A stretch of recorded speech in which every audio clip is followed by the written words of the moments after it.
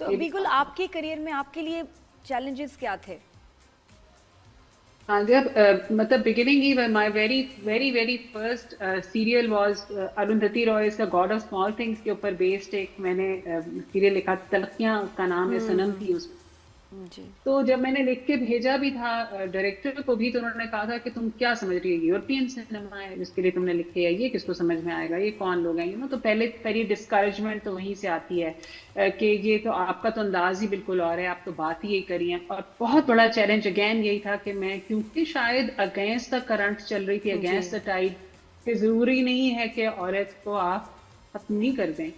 आप ये तो देखें ना कि वो कहाँ से अपनी स्ट्रेंथ ले सकती है और कैसे हम बहैसियत मुआशरा इस चीज को ठीक कर सकते हैं। तो वो शायद विमेन सेंट्रिक तो थी कहानियां जी सारी, लेकिन यही था कि मुझे ये भी कहा गया था कि तुम नहीं समझती कि बेचारी एक जो रोती धोती गरीब और मजबूर मिस्कीन लड़की होती है, उसको डिफेंस का एक लड़का ही आकर बचा सकता है अपनी बड़ी सी गाड़ी में, तुम समझती नहीं हो ये समझती बात। नहीं हो इस बात को, अभी भी यही हो रहा है। तो अब मुझे बिल्कुल, लगता है आपने कि खुल के बात आप की। तो नहीं समझी, वो समझ गए वो मेरा सम- ख्याल है। समझा दिया आपने। नहीं, आपने एक खुल के बात की कास्टिंग काउच के बारे में भी, और देखें जो यंग टैलेंट है बड़ा अपसेटिंग भी है बहुत से लोगों के लिए कि जो अभी स्ट्रगल कर रहे हैं, और आपने फिर उसकी वजाहत भी की, डिटेल भी दी कि भाई ये दीवार है, या तो इस पे चढ़ जाओ, या फिर दीवार के पार एक लेड है, एक सीढ़ी है, उस पे फिर अगर तुम्हारी मर्जी है।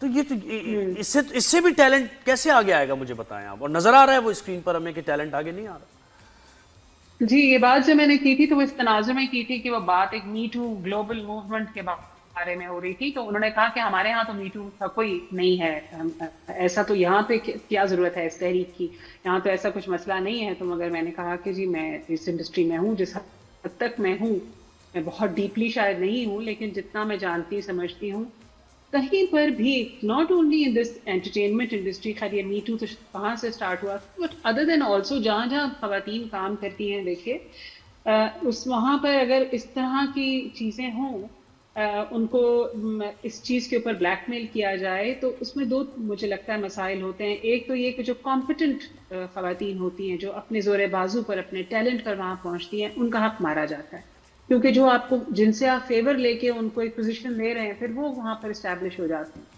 अब जो स्टैब्लिश हुए हैं वो इनकॉम्पिटेंट लोग थे, आपने उनसे किसी ना किसी के फेवर्स लेके और अपने फेवर्स दे के उनको वहां बनाया। अब आप देखिए ना, फिर अगर उसके ऊपर जितनी इंडस्ट्री खड़ी हुई है, जो भी वो वर्क एनवायरनमेंट है, वो तो टॉक्सिक होगा बिल्कुल और वो उसमें मसले होंगे।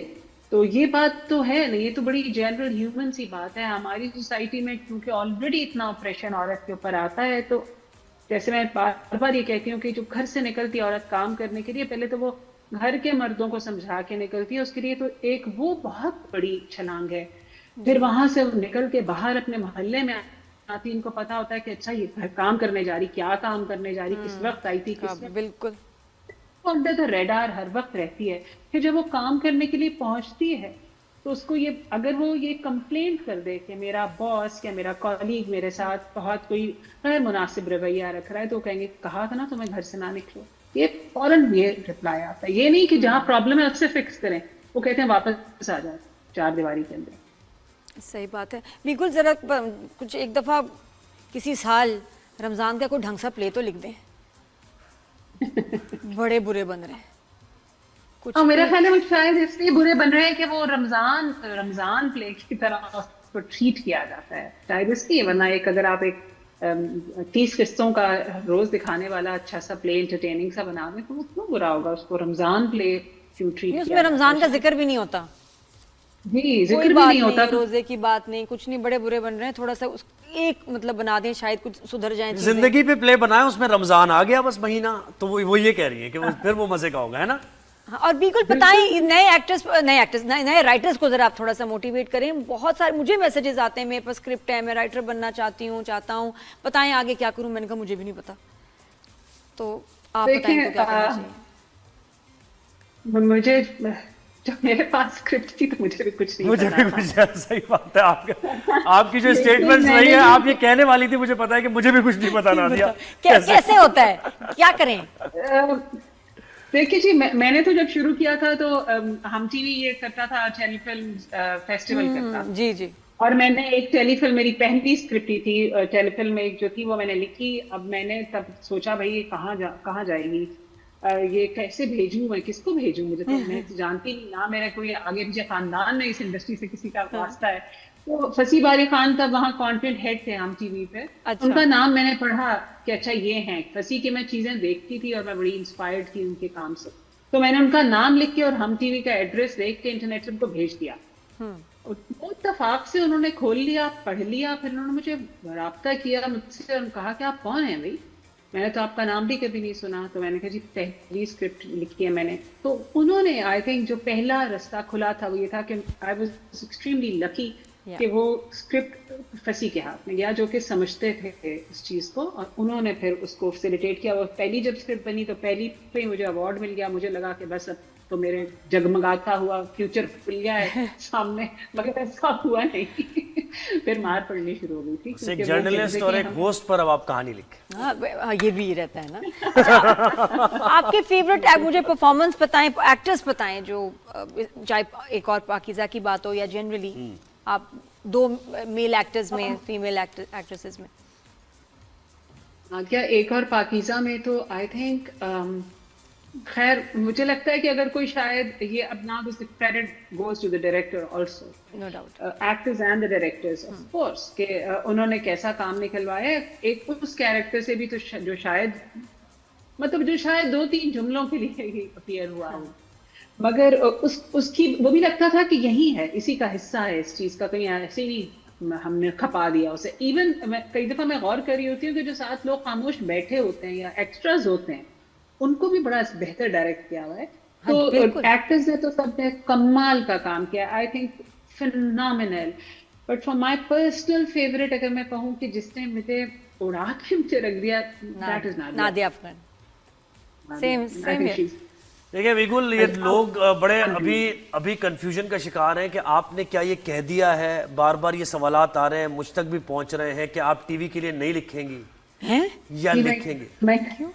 मैं क्लियर करना चाहती हूँ कि ये एक डिजिटल प्लेटफॉर्म है जिसको लीड करेंगे काशिफ निसार, और ये बाकायदा लॉन्च होगा तो पता चल जाएगा सबको कि अब हो गया है लॉन्च। तो there will be a proper launch, a proper announcement कि इसको हम स्टार्ट करने जा रहे हैं, जिसमें किसी के लिए भी कोई एक्सक्लूसिविटी का भी वो नहीं है क्लॉज कि जी आप एक्सक्लूसिव बस अब यही करेंगे। नहीं, आप टीवी के लिए लिखना चाहते हैं लिखिए, आप फिल्म लिखना चाहते हैं दुनिया भर में जहां काम करना चाहते हैं वो भी करें और ये भी करें। यहाँ सिर्फ फर्क होगा ये होगा कि आपको हम रॉयल्टी देंगे जी, और आप भी लिखेंगे टीवी के लिए आइंदा ऐसे dramas to the next level. अगर मुझे ऑप्शन मिलेगी जिस तरह अब मिली है, ये कश फाउंडेशन वाला एक प्रोजेक्ट था जहाँ मुझे फ्रीडम मिली और मुझे लगा कि बड़ी ये बन सकती है कोई चीज, तो मैं क्यों नहीं लिखूंगी। अच्छा बिल्कुल, एक सवाल भी था, एक सवाल था ड्रामे से रिलेटेड, वो ना वो कल हम लोग रिव्यू रिकॉर्ड कर रहे थे, बड़ा चुभ रहा था। मुझे आप ये बताएं कि जो समन है ये जो अपना हस्बैंड जुबैर है उसके साथ सेटलमेंट की भी बात कर सकती थी, वो डायरेक्ट उसके ऊपर केस क्यों कर रही है? और वो भी 420 वाला फला फला फला, शी कुड मतलब बीइंग हस्बैंड एंड वाइफ वो कहती कि भाई तुमने ज्यादती की है, इसको कॉम्पनसेशन दो। अच्छा, thank you for asking this question. ये बड़ा जरूरी सवाल है नादिया, एंड आपकी इंटेलिजेंस है कि आपने पूछ लिया, क्योंकि देखिए बहुत सारी चीजें जो हैं वो अंडर द करंट हैं एक और पाकीज़ा में, यानी सटल तरीके से नीचे वो बह रही हैं। उसका जो एक ओवरऑल पूरा जो अगर आप उसको देखिए तो उसमें बहरहाल एक ऑप्रेस्ड जेंडर की बात हो रही है, ठीक है। तो एक पेट्रियार्कल सिस्टम है जो सदियों से सेटल्ड है, जिसका बेनिफिशियरी मर्द है। सही। अब अगर आप सिर्फ, मैं आपके जवाब में अगर सिर्फ ये कहूँ कि आप फ्लिप कीजिए जुबैर की स्टोरी को कि अगर नूर भरी निकाह के बारात वहां से भाग जाती जैसे जुबैर भागा, क्या भाग सकती थी? मेरा ख्याल है जिंदा तो शायद वो अपनी गली तक भी ना पहुंच पाती। क्या वो चलिए निकल गई, शहर पहुंच गई, पढ़ पाती, अपना फ्यूचर बना पाती जैसे जुबैर ने बना लिया था? नहीं बना पाती। तो मैं आपसे सिर्फ ये कहना चाहती हूँ कि आप ये देखिए कि इसी जिंदगी, इसी मुआशरे में एक औरत और मर्द की जिंदगी को जब आप पैरेलल रख के देखते हैं तो उसका बेनिफिशियरी बहरहाल एक मर्द है, औरत नहीं है। औरत हर हाल में मार खाती है। तो मुझे लगता है कि एक ऐसी औरत जिसकी पूरी जिंदगी इसलिए बर्बाद हुई है कि 2 मर्दों ने उससे फायदा उठाया, एक उसके ससुर थे जो कि ऑफकोर्स ग्रीडी थे, और ये बहुत होता है, आम बात होती है कि जायदाद के लिए आप उस लड़की को रिटेन करना चाहते हैं, एक भाई चलो नहीं है दूसरे भाई से कर दो, बेवा हो जाती हैं, सब कुछ हो जाती है, जाने नहीं देते हैं क्योंकि ज़मीन नहीं जानी। इसी तरह जुबैर का भी मैं ये कहना चाहती हूँ कि वो बहुत एम्बिशियस आदमी था, उस अपने एम्बिशन में एनवायरमेंट्स उसके लिए बड़े कंड्यूसिव थे, वो तो निकल गया, उसके पास चॉइस थी, निकला, ना किसी ने गोली मारी, ना किसी ने कुछ कहा, ना कोई ऑनर पे वो कत्ल हो सकता था, वो तो निकल गया, बड़े मजे से उसने अपना काम किया जो किया। आप जब मुझसे सवाल करें कि समन अपने शौहर से ये क्यों नहीं कह सकती थी, मेरा क्या सवाल ये है कि जुबैर अपनी बीवी से ये क्यों नहीं कह सकता कि this is what has happened, I was unaware of it. चलिए आपने पलट के देखा नहीं, अबैंडनमेंट इन मैरिजेस इतना कॉमन फैक्टर है कि आपने शादी की, पलट के खबर नहीं ली, तलाक भेज दी, पलट के खबर नहीं ली, ये कोई तरीका नहीं है, लीगल भी नहीं है, मॉरल भी नहीं है, रिलीजियस भी नहीं है। सही। तो समन तो उसको बहुत सबक इज्जत सिखाना चाहती है, उसको बदला लेना चाहती है क्या? मेरा ख्याल है कि समन इज ह्यूजली डिसअपॉइंटेड कि एक मर्द ने आके, फिर आप ये भी देखिए कि एक विक्टिम मोड है ना, कांस्टेंट जुबैर का विक्टिम है, मेरा क्या कसूर था, मेरा क्या कसूर था, मैंने कुछ नहीं किया। तो एक डिफेंस मैकेनिज्म, एक विक्टिम मोड है कंप्लीटली, और ये लो, ये तुम संभालो, मैं तुम्हारे पास ले आया हूँ, ये मेरा मसला, तुम हल करो। इसको नैरेटिव बदल के शिफ्ट करके देखें, ये मसला है, मैं लेकर आया हूँ, मैं हल करूंगा, आई विल कॉम्पनसेट जो मेरे बाप ने इसके साथ ज्यादती की। He has not even said it once. Not even once, बिल्कुल। उसने रिस्पॉन्सिबिलिटी ली